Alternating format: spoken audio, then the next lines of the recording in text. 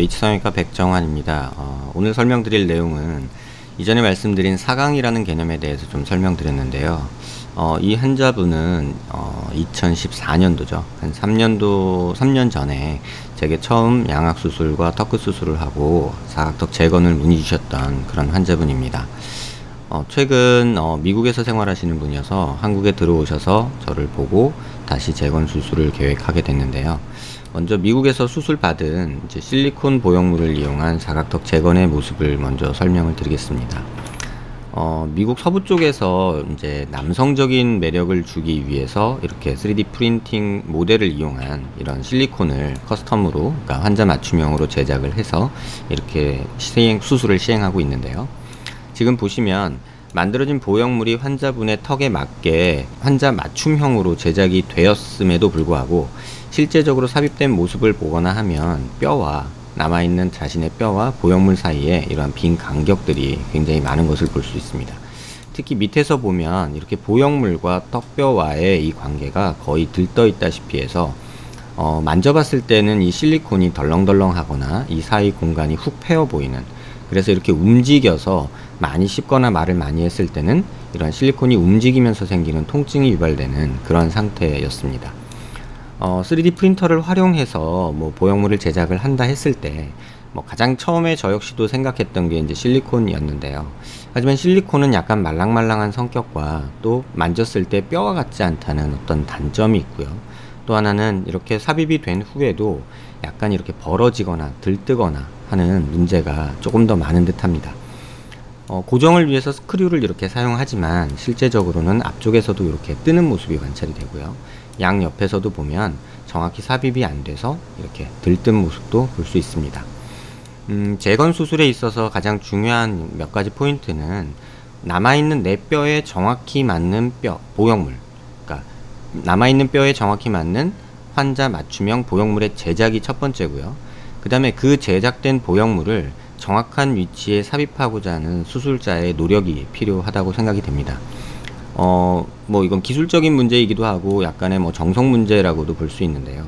이 환자분처럼 보형물 자체는 환자분의 뼈에 맞춰서 맞춤형으로 제작이 됐지만 실제 삽입 과정과 여러 문제, 보형물 재료의 문제로 인해서 약간 밀리거나 옆으로 미끄러지거나 하면서 이렇게 들뜨는 그런 모습이 종종 관찰되곤 합니다. 이 원인에 대해서는 한 두 가지 정도로 생각해 볼 수 있는데요.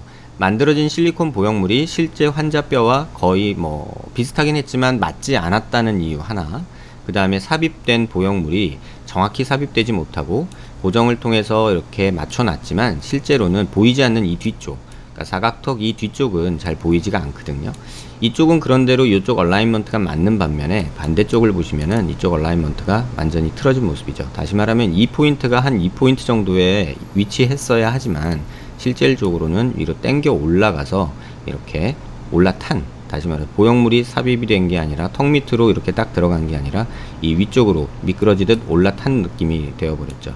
그래서 오른쪽을 보시면 아래쪽으로 사각턱이 만들어진 양은 거의 없고 옆으로만 이렇게 외측 볼륨만 준 모습이고요. 반대쪽도 보시면 약간은 외측 볼륨이 더 많이 만들어졌지만 그래도 약간은 밑으로 하악각 볼륨이 만들어진 모습을 볼 수 있습니다. 이 슬라이드는 수술 전후의 모습인데요. 환자분 CT에서 실리콘 보형물이 없는 상태의 모습이고요. 또 이렇게 보시면 없는 모습이죠. 그 다음에 실리콘 보형물이 이렇게 있는 모습이고요. 이 모습은 실리콘 보형물이 없는 모습이고 실리콘 보형물이 삽입된 모습이고요. 이걸 다 제거하고 또 이렇게 CDP PMMA 보형물로, 분시멘트 보형물로 다시 제가 수술한 내용입니다. 여기서 한 가지 또 말씀드릴 것은 이게 제 개인만의 생각인지 아니면은 뭔지 모르겠는데요. 정확히는 저 같은 경우는 어떤 보형물이 삽입될 때 기존에 사용되었던 이런 금속 플레이트나 스크류 등은 가능한 한 제거하는 것을 원칙으로 합니다. 그 이유는 이물질 사용을, 물론 보형물이 이물질이지만 이물질 사용을 최소화하기 위한 작은 노력인데요. 가능한 한 기능적인 문제나 어떤 이유가 없다면 이러한 삽입 전에 이러한 금속 플레이트들이나 스크류들은 제거를 하는 것이 좀 더 맞지 않을까 합니다. 이 환자분의 경우도 양악을 위해서 고정된 스크류와 플레이트 스크류, 그 다음에 이쪽에도 있고요. 요거는 실리콘을 고정하기 위해서 만든 스크류들이고요.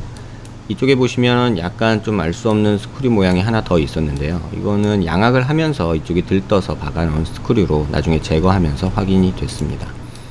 그래서 제거를 다 하고, 실리콘 제거하고, 박혀있던 스크류들 다 제거하고, 남아있던 플레이트들도 다 제거를 하고요. 이렇게 또 뼈 쪼가리가 약간 떨어져 있는 모습도 있었는데요. 이 뼈 조각도 제거를 하고 재건 수술을 한 모습입니다. 좌측에서 보시면 이러한 보형물이 제거된 모습에, 또 금속이 제거된 모습에서 보형물 제작을 해서 다 제거하고 이렇게 보형물이 만들어진 모습이고요. 실리콘 보형물은 이렇게 보시면 이렇게 단차 가지고, 그러니까 위로 기어 올라가거나 업어 타는 느낌의 그런 보형물 형상이 되고, 고정을 했음에도 불구하고 좌우측이 약간 틀어진 모습이 관찰이 됩니다. 45도 좌측면에서 보시면 똑같이 이렇게 올라탄 모습이 좌우측에서 조금 보이고요. 이것은 분시멘트로 재건한 모습입니다. 우측면에서도 보시면 좌우측과 다르게 약간 올라탄 모습이 관찰이 되고요. 하방으로 만들어진 하악각 위치가 조금 정상적이지 않고 약간 수술을 하면서 오류가, 약간 오차가 생긴 듯 합니다. 이 모습은 분시멘트로 만든 모습이고요. 좌우측 대칭이 비교적 잘 맞고 있는 모습입니다. 45도 모습에서도 보시면 비교적 잘 맞는 모습이고요. 약간 아쉽게도 이런 부분이 뜨는 부분이 있을 수 있는데요. 이거는 이제 제가 해도 이런 오차는 생길 수가 있습니다. 이유는 CT 자체가 갖고 있는 오차, 그 다음에 3D 프린팅으로 모델을 뽑아냈을 때의 오차, 컴퓨터 프로그래밍 과정에서의 오차, 또 출력하면서의 오차, 또 삽입하면서의 오차, 이런 것들이 다 맞물려서 제가 아무리 노력을 해도 최소한 1mm 정도, 또는 많으면 2mm 정도까지는 오차가 생길 수 있는 그런 여지는 분명히 있습니다. 가능한 한 이 오차마저도 줄이려고 굉장히 많은 노력을 하고 있지만 여러 이유들로 인해서 이러한 오차가 약간은 발생하는 아쉬움이 있기는 합니다. 지금도 이런 오차를 줄이기 위해서 굉장히 많은 노력을 하고 있습니다. 고개를 든 모습에서 보시면 외측으로만 볼륨이 주어졌던 이런 실리콘 보형물에 대해 반해서 이렇게 외측과 하방으로 만들어진 모습을 볼 수 있고요. 특별한 단차 없이 뼈에 맞는 보형물이 삽입된 모습을 볼 수 있습니다. 약간 숙여서 보시면 턱 끝에서도 이렇게 벌어진 모습, 약간 틀어진 모습들, 뒤로 가고 여기는 또 위로 가고 이런 모습들이 있는데, 수술 후에 대칭적인 모습으로 재건이 된 모습을 볼 수 있습니다.